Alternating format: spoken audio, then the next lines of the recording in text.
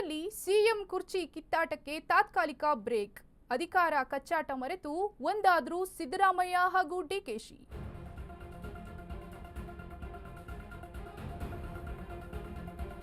ರಾಜ್ಯದಲ್ಲಿ ಅಧಿಕಾರ ಕಚ್ಚಾಟ ಮರೆತು ಒಂದಾದ್ರೂ ಸಿದ್ದರಾಮಯ್ಯ ಹಾಗೂ ಡಿಕೆಶಿ. ಮುಂದಿನ ಅಧಿವೇಶನ ಮುಗಿಯುವವರೆಗೂ ಕಚ್ಚಾಟಕ್ಕೆ ಬ್ರೇಕ್. ಹೈಕಮಾಂಡ್ ಹೇಳುತ್ತಿದ್ದಂತೆ ಕೇಳ್ತೀವಿ ಎಂದಿರುವ ಸಿದ್ದು ಹಾಗೂ ಡಿಕೆ. ಅಧಿವೇಶನ ಮುಗಿದ ಬಳಿಕವೇ ಮತ್ತೆ ರಾಜಕೀಯ ಕ್ರಾಂತಿಯಾಗುತ್ತಾ?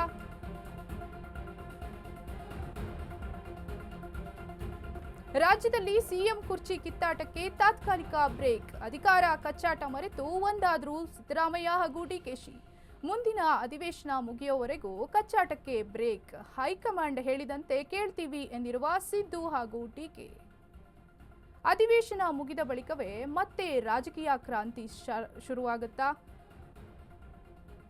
ಅಧಿವೇಶನದ ನಂತರ ಮತ್ತೆ ಏನಾದರೂ ರಾಜಕೀಯ ಕ್ರಾಂತಿ ಉಂಟಾಗುತ್ತಾ ಅನ್ನುವಂತ ಅನುಮಾನ ಕಾಡ್ತಾ ಇದೆ. ಅಧಿವೇಶನದ ಮುಗಿದ ಬಳಿಕವೇ ಮತ್ತೆ ರಾಜಕೀಯ ಕ್ರಾಂತಿ ಆರಂಭವಾಗಬಹುದಾ?